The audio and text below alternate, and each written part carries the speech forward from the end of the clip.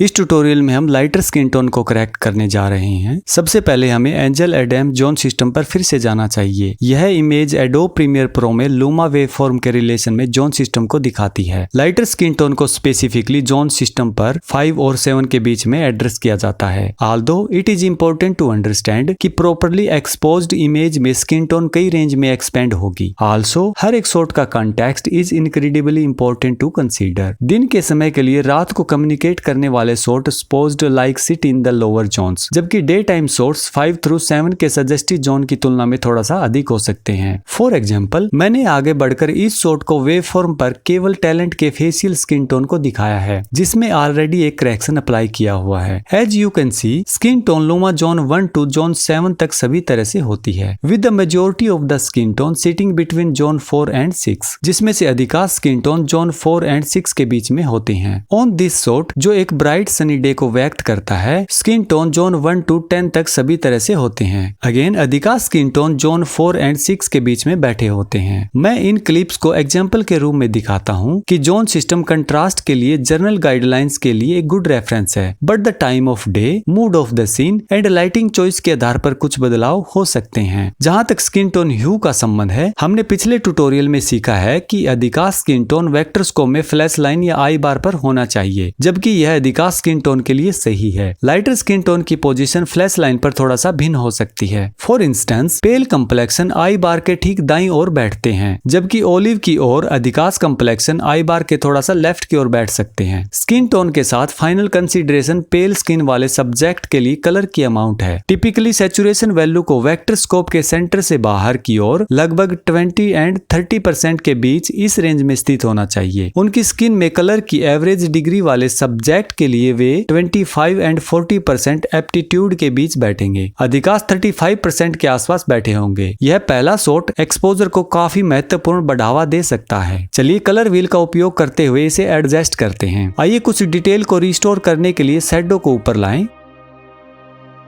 फिर हाईलाइट को तब तक इंक्रीज करेंगे जब तक आदमी के फोरहेड का यह पार्ट 6th जोन के टॉप तक न पहुंच जाए। देन हम मिड टोन को थोड़ा सा नीचे लाएंगे और शैडो को वापस ऊपर लाएंगे ताकि ये 0 के ठीक ऊपर हो। अब आप कलर पर ध्यान दें, since we are focusing skin tones. तो आइए हम आदमी के फेस को अलग करें, जैसे हमने पिछले ट्यूटोरियल में किया था। हम इफेक्ट कंट्रोल में जाएंगे और ओपेसिटी के बगल में पेन पर क्लिक करेंगे। देन स्किन को अलग करते हुए एक शेप बनाएंगे।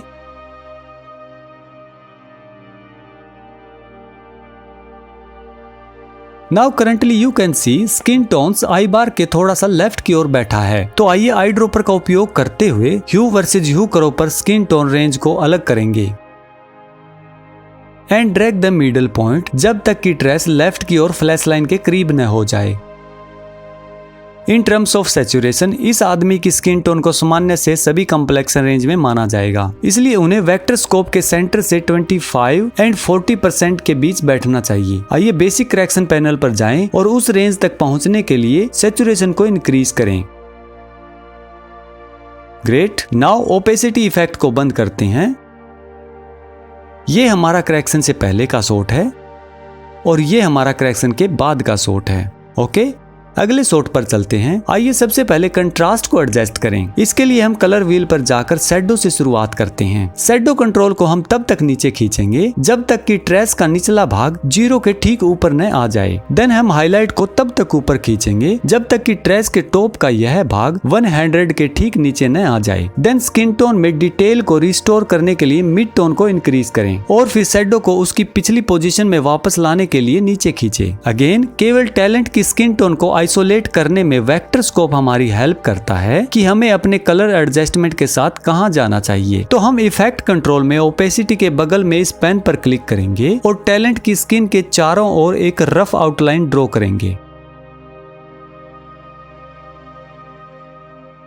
नाउ रेड हेयर वाले लोगों में कम सैचुरेशन लेवल वाली स्किन होती है, जो टैलेंट की स्किन टोन को प्रोटेक्ट करने के लिए आई बार के ठीक राइट की ओर बैठती है। यह वह जगह है जहां हम ह्यू सैचुरेशन कर्व का उपयोग करने जा रहे हैं, स्पेशली ह्यू वर्सेज ह्यू कर्व। मैं आई ड्रॉपर का उपयोग करूंगा और कर्व स्किन को अलग करने के लिए स्किन पर क्लिक करूंगा और मिडल पॉइंट को तब तक ऊपर खींचूंगा जब तक कि ट्रेस का राइट भाग सीधे फ्लैश लाइन के साथ न आ जाए। सैचुरेशन स्पॉट के काफी करीब है। हम 20 एंड 30% एम्पलीट्यूड के बीच सैचुरेशन लेवल प्राप्त करना चाहते हैं, तो यह अच्छा लग रहा है। ओके, अगले शॉट पर हमें कंट्रास्ट बढ़ाने की आवश्यकता होगी। हम कंट्रास्ट के साथ इसे जल्दी से पूरा कर सकते हैं। मैं कंट्रास्ट को एक्सपेंड करने के लिए इसे राइट की ओर खींचूंगा। नाउ लाइक बिफोर, हम ओपेसिटी कंट्रोल का उपयोग टैलेंट के स्किन टोन के चारों ओर एक आउटलाइन ड्रॉ करने के लिए करेंगे, ताकि हम उन्हें वेक्टर स्कोप में देख सकें। नाउ पेल स्किन टोन को फ्लैश लाइन के ठीक राइट की ओर बैठना चाहिए, इसलिए इस ट्रेस को अपोजिट डायरेक्शन में वापस जाने की आवश्यकता है, क्योंकि यह राइट की ओर से बहुत दूर है। ह्यू वर्सेज ह्यू कर्व का उपयोग करते हुए आई ड्रॉपर से स्किन को अलग करें और फिर मिडल पॉइंट को नीचे खींचे ताकि ट्रेस आई बार के ठीक राइट की ओर पॉइंट हो जाए। सैचुरेशन का लेवल बहुत कम है, तो चलिए ह्यू वर्सेस सैचुरेशन कर्व को तब तक इंक्रीज करते हैं जब तक ट्रेस 20 एंड 30% एम्पलीट्यूड के बीच नहीं पहुंच जाता। ग्रेट, मैं ड्रॉ किया हुआ मास्क बंद कर दूंगा। मैं आपको बिफोर एंड आफ्टर दिखाता हूं। यह पहले था, यह करेक्शन के बाद का है। लास्टली गोल्डन स्किन टोन की करेक्शन पर एक नजर डालें। एशियन स्किन टोन इस रेंज में है, बट आल्सो वेरी 10 पीपल भी इस कैटेगरी में आ सकते हैं। इस कैटेगरी में स्किन टोन आमतौर पर आई बार के लेफ्ट की ओर सबसे दूर स्थित होते हैं। सभी स्किन टोन में सैचुरेशन लेवल भी आमतौर पर वेक्टर स्कोप के सेंटर से 35 एंड 50% के बीच हाईएस्ट होता है। 10 स्किन टोन हायर एंड पर होते हैं, जबकि natural skin tone lower and पर होते हैं। इस शॉट के लिए कंट्रास्ट को एडजस्ट करते हैं। कलर व्हील का उपयोग करते हुए मैं शैडो कंट्रोल को ऊपर ड्रैग करूंगा, फिर हाईलाइट को बढ़ाऊंगा, मिड टोन को कम करूंगा और शैडो को वापस ऊपर उठाऊंगा ताकि वह 0 से ठीक ऊपर हो।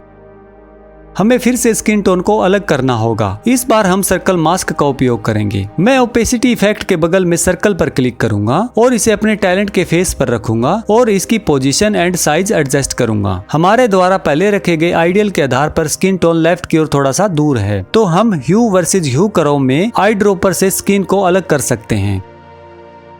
फिर मिडल पॉइंट को थोड़ा सा ऊपर खींचेंगे।